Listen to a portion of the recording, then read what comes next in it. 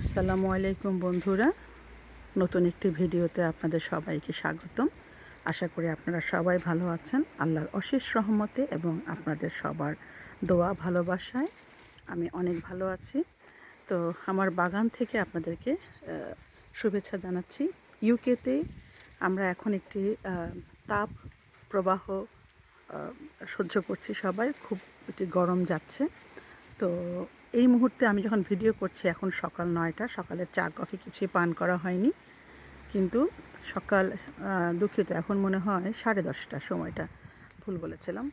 তো এই সময় এখন চলছে 27 ডিগ্রি, যেটা আমরা কোনোভাবেই অভ্যস্ত না, এবং এটা শোনা যাচ্ছে যে এটা আজকে সারাদিনে 32 ডিগ্রিতে যাবে। এবং আগামীকাল এই দেখুন, আপনাদের সাথে কথা বলতে বলতে একটা দুষ্টু জিনিস পেয়ে গেলাম, খুবই নোংরা দুষ্ট, সে উঠে যাচ্ছে ফেন্স বেয়ে।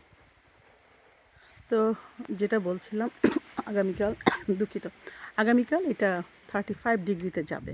তো বুঝুন আমাদের অবস্থাটা কী হবে। তারপরে ভাবলাম সকাল সকাল, যদিও অনেক কড়া রোদ, তারপর আপনাদের জন্য ছোট্ট একটা ভিডিও বানাই। তো আজকে আসলে বাগানের ফুল বা শাকসবজি আমার আলোচ্য বিষয় নয়। আপনারা জানেন যে বাগানে কাজ চলছিল, আমি ছোট্ট একটি গ্লাস রুম করার চিন্তাভাবনা করছিলাম। তো আমি অনেকটা হতাশ হয়ে গিয়েছিলাম, কাজটা আগাচ্ছিল না, হচ্ছে না, কিছুই হচ্ছে না। তো যে কারণে আমি 2-1বার হলিডেতেও চলে গিয়েছিলাম। 2-1বার বলছি না, 2বার হলিডেতে গেলাম ইউরোপ ট্যুরে। তো এখন কিছুটা কাজ এগিয়েছে, যেহেতু আগাচ্ছিল, কিন্তু আসলে আমি ওইভাবে দিচ্ছিলাম না, কারণ কেন যেন বিশ্বাস হচ্ছিল না কাজটা হবে কি হবে না, হবে কি হবে না।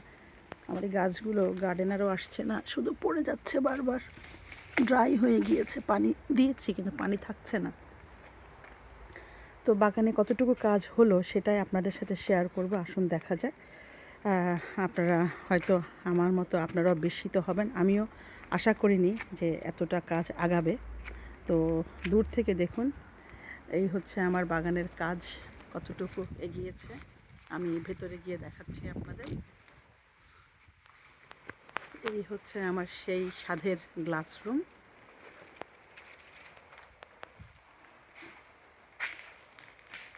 এই আমার পাকঘর থেকে শুরু করে, এটাকে বলে ব্লু অ্যাক্টিভ গ্লাস, যেটা সূর্যের তাপটাকে, ইউভি এটাকে প্রোটেক্ট করবে এবং একটু কুল থাকবে। তো এই যে এখান থেকে শুরু হয়েছে, এই হচ্ছে আমার সেই গ্লাস রুম তৈরি হয়ে যাচ্ছে।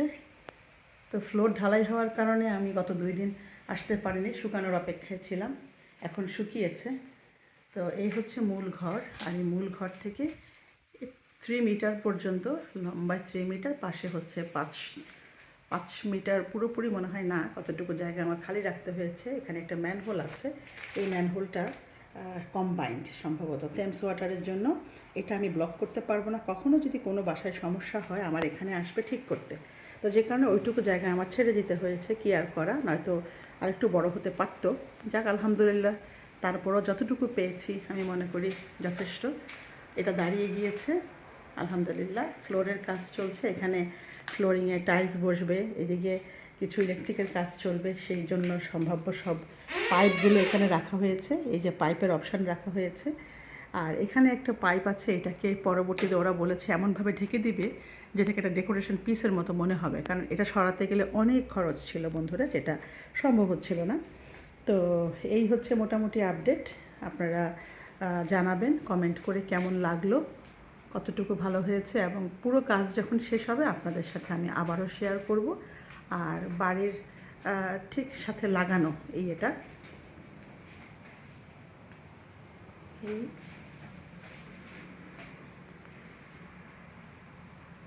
আশা করি বুঝতে পেরেছেন। তবে সম্পূর্ণ হলে আপনাদের সাথে আমি আবারও শেয়ার করব কেমন হলো। তো এই হচ্ছে ব্যাপার।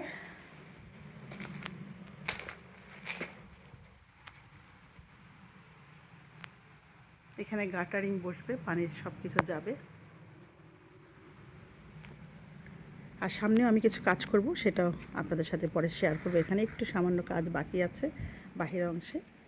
তো এই তো, ভালো থাকুন, সুস্থ থাকুন। পরবর্তীতে আমার বাগানটা আসলে ফুলে ফুলে ভরে গিয়েছে, একটা ফুলের ব্যাপার আপনাদের সাথে শেয়ার না করলেই নয়। দেখুন বন্ধুরা, যখন কলি আসে, কলিটা থাকে এরকম, এরকমের একটা কলি, যখন ফুটে যায় তখন হয় ঠিক এরকম, এই যে এই যে এরকম মাঝখানটা এরকম চারপাশে, আর যখন পরিপূর্ণভাবে ফুটে তখন হয়ে যায় এই রকম। আর এই ফুলের গন্ধের কথা কি বলবো বন্ধুরা, আমি আপনাদের বোঝাতে পারবো না। মানে আমার মনে হয় আমরা যে গোলাপ জলটা খাই, সেই গোলাপ জলটা সম্ভবত এই ফুলটা দিয়েই তৈরি হয়। এর ঘ্রাণ অসাধারণ, অসাধারণ ঘ্রাণ। তো এই তো, ভিডিও আর বড় করব না। সবাই ভালো থাকুন, সুস্থ থাকুন। আর দোয়ায় আমরা পরস্পরকে স্মরণ রাখবো। এবং ভিডিওটি যদি ভালো লেগে যায় তাহলে আমরা একটি শেয়ার অথবা একটু সাবস্ক্রাইব করব। সুন্দর সুন্দর কমেন্ট করে আমাকে সাজেশন দিবেন কী করে আরও সুন্দর ভিডিও বানাতে পারি। আর যদি ভালো না লাগে তাহলে আন্তরিকভাবে আমি দুঃখিত আপনাদের বিরক্তির কারণ হওয়ার জন্য। কিন্তু আশা করছি কোনো কটু মন্তব্য আমরা করব না, কারণ আমার কারণে আপনাদের মুখের ভাষা খারাপ হোক এটা কখনোই আমার কাম্য নয়। তো ভালো থাকুন, দেখা হবে পরবর্তীতে অন্য কোনো ভিডিওতে। সেই পর্যন্ত আল্লাহ হাফেজ। ফুলের মতোই সুন্দর হয়ে উঠুক আমাদের সবার জীবন।